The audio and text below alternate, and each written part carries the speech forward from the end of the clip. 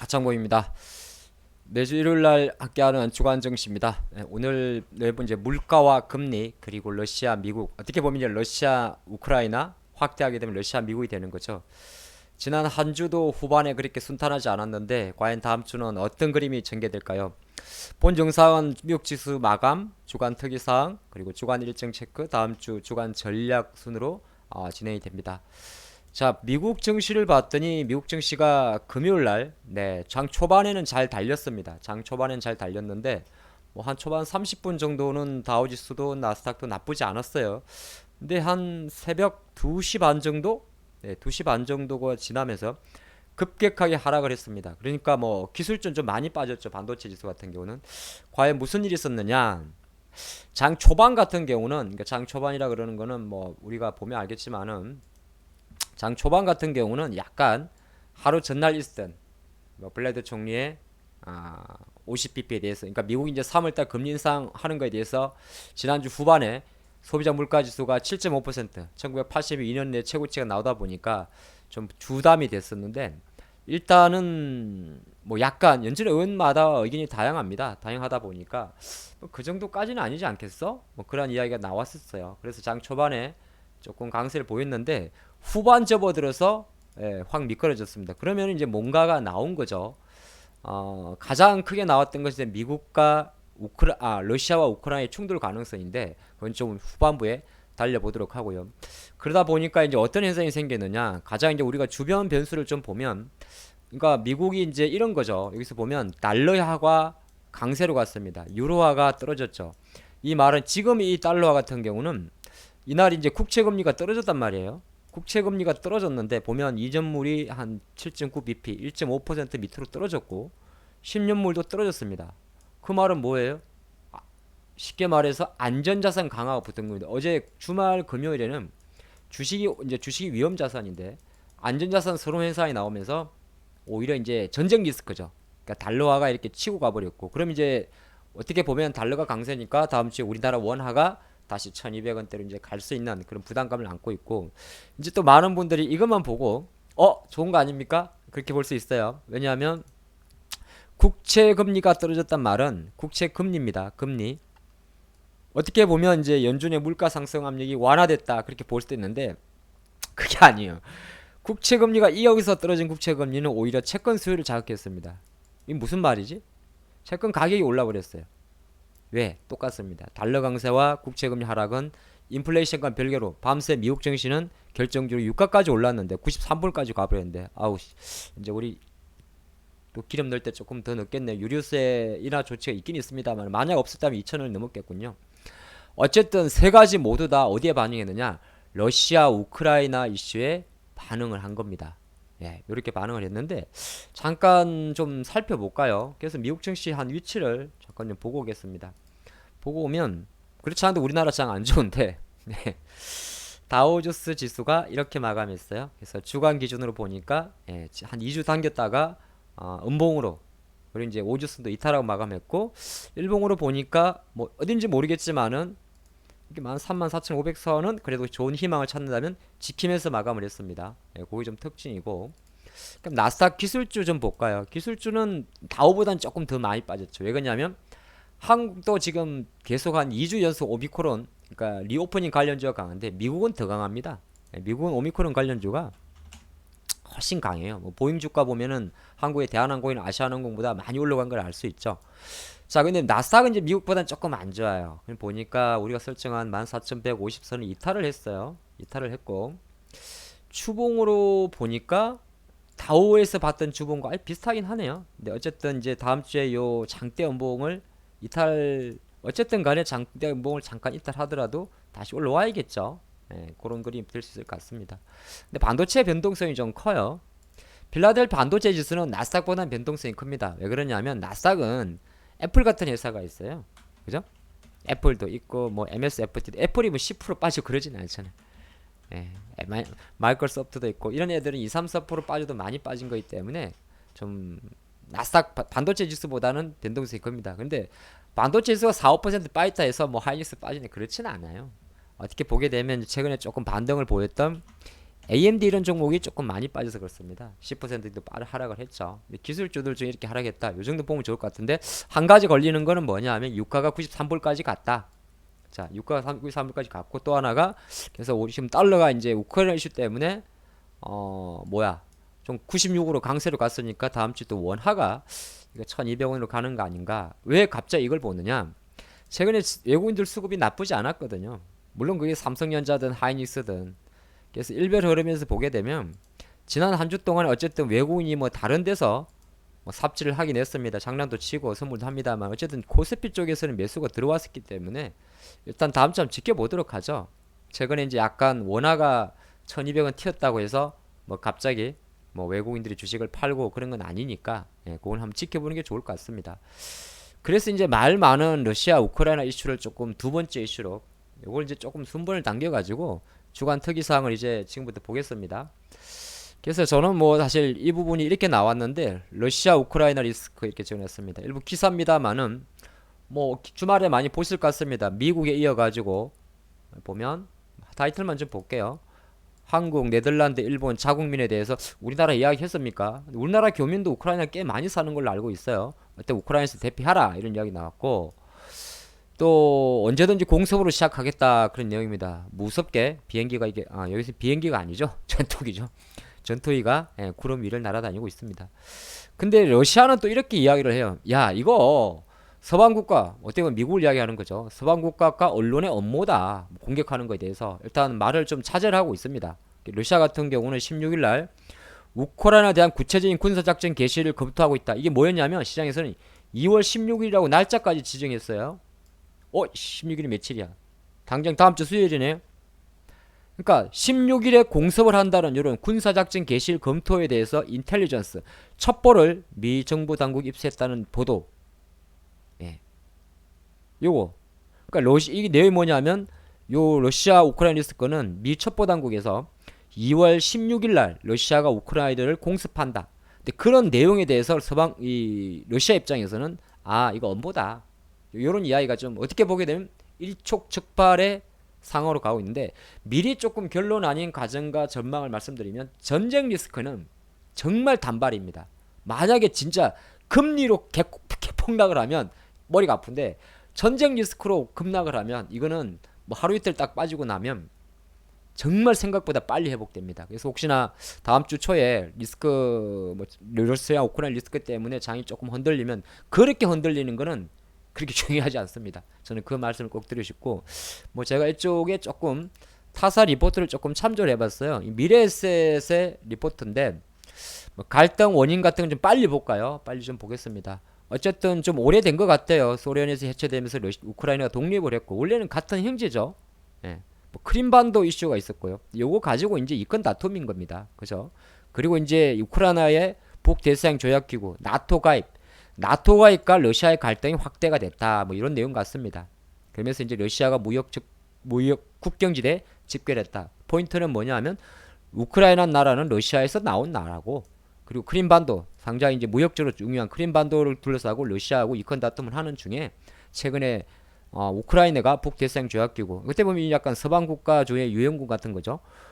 나토에 가입하는 것에 대해서 갈등이 고조됐다. 요 내용입니다. 다시 조금 더 볼게요. 그래서 두 번째 봤더니 러시아는 그럼 뭘 원하는가? 이 미래에셋 자료인데 조금 보도록 하죠. 완벽하지는 않지만은 정권사 자료를 좀 참조했습니다. 자, 러시아가 원하는 거는 일단은 우크라이나가 아무래도 나토에 가입하게 되면 다 군사적인 거죠. 모스크바 근처에다가 무기 시스템이 유입될 수 있지 않느냐. 근데 우크라이나가 나토에 가입하려면 30개국 만장일치 승인이 있어야 하는데 서방 국가들은 찬성한다. 러시아 경계해야 되니까. 그죠? 아무리 러시아가 구소련은 아니지만은 사회주의 국가인 건 사실이니까. 그러니까 러시아는 우크라이나의 나토 가입에 결사 반대하고 있고,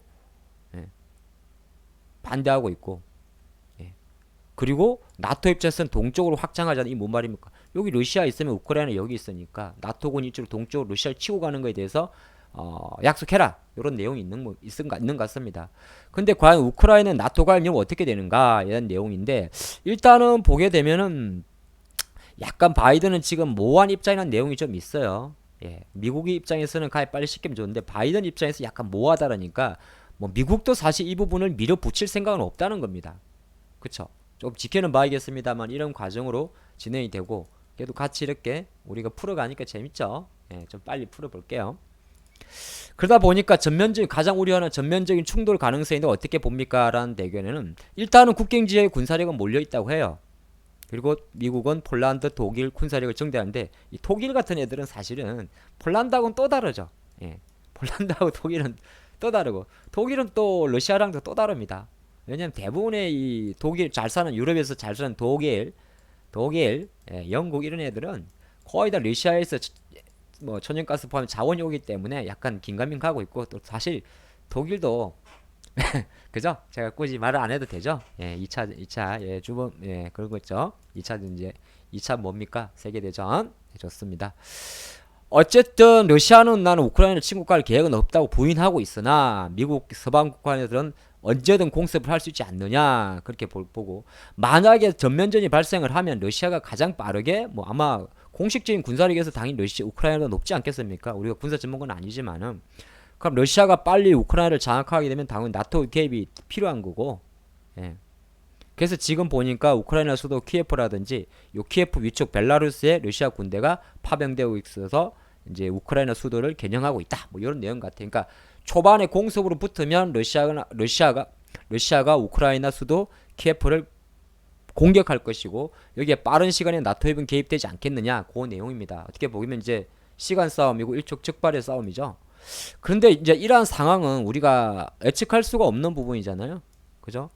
근데 과연 만약에 이 상황에서 미국이 우회적으로 무역 쪽에서 제재 가능성을 미리 넣을 수가 있겠죠. 이미 지금 보면 자금 이동을 막아버립니다. 가장 뭐 북한 핵 때도 마찬가지고 자금 이동 막아버려요. 그 다음에 금융거래 차단돼 버립니다. 쉽게 말해서 가스를 팔아도 자금이 러시아로 못 들어가게 막아버릴 수가 있는 거죠. 그리고 또 하나 이제 우리나라한테 조금 안 좋았던 거. 그래서 이게 러시아 이슈 나올 때 삼성전자 하이닉스 장 빠있던 게 첨단 기술, 반도체 첨단 기술을 러시아로 못 들어가게 하는 거. 요거는 이제 삼성, 하이닉스, 현재 우리나라 기업이 생각 익스포즈 큽니다. 사실 요거 경제 제재라는 이슈가 나오게 되면 이게 어떻게 보면 무역 분쟁처럼 좀 사태가 확대되는 이슈에 있어요. 한 방 뻥 쏘고 말면 이제 당연히 무역 전쟁이 나오기 때문에 얘들은 빵 싸는 순간 한 발이라도 쏘는 순간 난리 나는 겁니다. 생각보다 예, 피곤해질 수 있는데 누구도 그거를 원치 않다는 겁니다. 그게 포인트 같아요. 누구도 이걸 원치 않는다. 그래서 지금 보면 러시아는 지금 어떤 대응을 하고 있느냐 봤더니 러시아는 일단은 가스나 원유 수출이 중단돼 버리니까 당연히 예, 에너지 가격이 또 급등할 겁니다. 그래서 미국에서 봤더니 주말에 그러한 기대감으로 유가 좀 올랐고 여러분들 러시아가 이런 데는 지금 인플레이션이 몇 프로냐면 거의 9%대입니다. 금리도 엄청 비싸요. 난민은 두 자릿수가 넘는 거고 그러니까 인플레이션은 미국 그럼 러시아 입장에서는 인플레이션이 또 급증하게 됩니다. 쉽게 말해 식료품도 없고 날아야 되면 그러면 푸틴의 입장에서도 똑같은 거예요. 푸틴의 입장에서도 지지율이 떨어집니다. 그래서 어떻게 보게 되면 무역 충돌은 결과적으로 똑같은 거예요. 둘 다 망하는 거야. 그래서 일단은 지금 주말 내내 러시아 뭐 회담한다고 미국도 통화했다고 했는데 뭐 특별한 건 잡히기 같지 않습니다만 일단 우리가 준비는 하지만은 지나치게 뭐 악할류로 가는 상황은 아니지 않느냐 이런 의견이 조금 지배적입니다. 오케이 한숨 돌리고 자 이제 세 번째 이슈 바로 주간 일정표 잠깐 보겠습니다. 다음 주 주간 일정은 어떻게 보게 되면 그렇게 많이 중요하진 않아요. 이제 표로 된 게 있는데 다음 주 주간에서 가장 중요한 거는 뭐냐 하면은 미국 생산자 물가지수가 화요일에 발표되는데 보면 예측치가 이게 프리비어스인데 약간 낮네요. 이럴 리가 없는데 워낙 물가지수가 높게 나왔기 때문에 어지간해서는 생산자 물가지수 높게 나올 확률이 높습니다. 그래서 16일날 나오는 생산자 물가지수 그리고 이제 중국의 소비자 물가지수인데 예전만큼 중요하지 않고요. 근데 여기서 또 수요일날 보게 되면 미국의 소매 판매가 있는데 지금 물가 이슈가 많잖아요. 근데 지금은 소매 판매가 만약에 잘 나오면 뭐 컨센서스가 전달 마이너스 1.9%에서 플러스 1.7%니까 이게 잘 나오면 물가 상승하는데 미국 경제가 튼튼하다고 해석하게 되면 물가가 미국 경제가 땅으로 꺼지는데 물가가 올라서 발생하는 스태그플레이션보다는 상당히 시장에 호재를 작용합니다. 그래서 화요일 날 미국의 생산자 물가지수 일단 전망은 지난달보다 조금 낮은데 CPI에서 한번 얻어맞았기 때문에 영향이 클 것 같지는 않다는 생각을 좀 해보겠고 중국은 뭐 지금 현재 상태에서 조심은 하지만 중요하지 않고 그리고 두 가지인데 또 PPI 또 오이사록인데 이 오이사록은 1월 말에 진행했던 미국의 첫 번째 올해 FOMC 그때 동결 했죠. 예. 요게 대한 이야기입니다. 이제 당장 한 달밖에 안 남았잖아요. 그래서 약간 그 의사록 예. 기록된 거잖아요. 기록.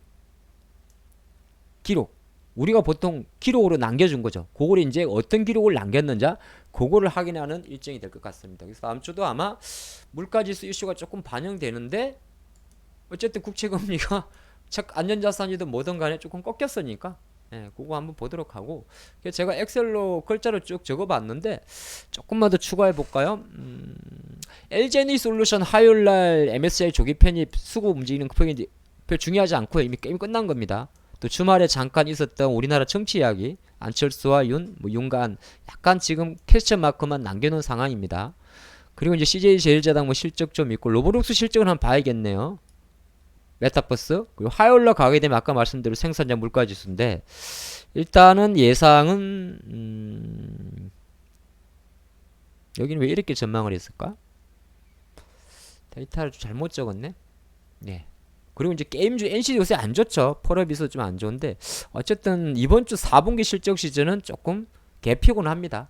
네. 근데 다음 주에 게임주 실적 발표가 있다는 거 좀 체크하시면 좋을 것 같고 수요일날 가게 되면 이제 아까 말씀드린 소매 얼품씩 의사록이 있으니까 요거는 이제 목요일장에 좀 반영이 되고요.